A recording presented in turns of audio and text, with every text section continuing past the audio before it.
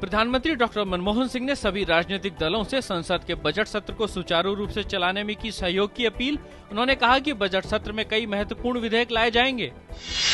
कल से शुरू होने वाले बजट सत्र के पहले लोकसभा अध्यक्ष मीरा कुमार द्वारा बुलाई गई सर्वदलीय बैठक में सभी दलों के प्रतिनिधियों ने लिया हिस्सा। सत्र को सुचारू रूप से चलाने के लिए सभी दलों से की सहयोग की अपेक्षा। भाजपा ने संसद की कार्रवाई को सुचारू रूप से चलने देने के लिए गृह मंत्री सुशील कुमार शिंदे से हिंदू आतंकवाद के मुद्दे पर दिए गए बयान पर की माफी की मांग।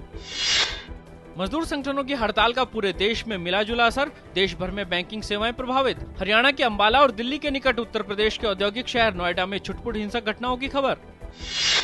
ब्रिटेन के प्रधानमंत्री डेविड कैमरन ने जलियांवाला बाग जाकर शहीदों को श्रद्धा सुमन अर्पित किए। उन्होंने ब्रिटेन की ओर से इस घटना पर खेद भी प्रकट किया। ऐसा करने वाले वे ब्रिटेन के पहले प्रधानमंत्री। अमृतसर के स्वर्ण मंदिर में भी मत्था टेका। रक्षा मंत्री ए.के. एंटनी ने हेलीकॉप्टर सौदे पर चल रहे विवाद के मद्देनजर सशस्त्र बलों से आयात पर निर्भरता कम करने को कहा। उन्होंने रक्षा क्षेत्र में शोध और अनुसंधान के लिए सार्वजनिक और निजी निवेश पर दिया जोर। उच्चतम न्यायालय ने वीरप्पन के 4 सहयोगियों की मौत की सजा पर 6 सप्ताह के लिए लगाई रोक। मेघालय और नागालैंड में विधानसभा चुनाव के लिए चुनाव प्रचार जोरों पर। शनिवार को दोनों राज्यों में होना है मतदान।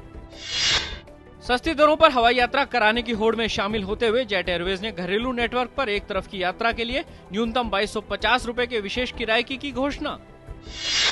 अमेरिका ने युद्ध और आतंकवाद प्रभावित अफगानिस्तान की सुरक्षा, शांति और समृद्धि के लिए किए जा रहे भारत के प्रयासों का किया समर्थन।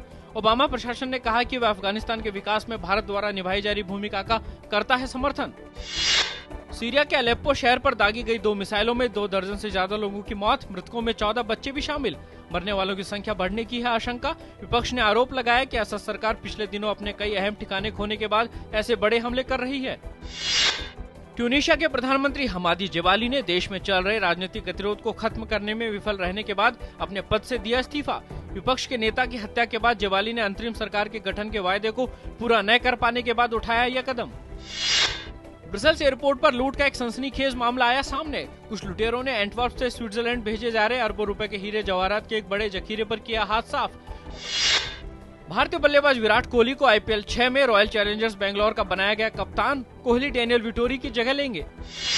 अंतर्राष्ट्रीय फुटबॉल मैचों के नियम तय करने वाली संस्था फीफा ने बहुप्रतीक्षित गोल लाइन तकनीक को दी अपनी मंजूरी। इस तकनीक को 2013 में ब्राजील में होने वाले कन्फेडरेशन कप और 2014 में विश्व कप में इस्तेमाल करने का लिया फैसला।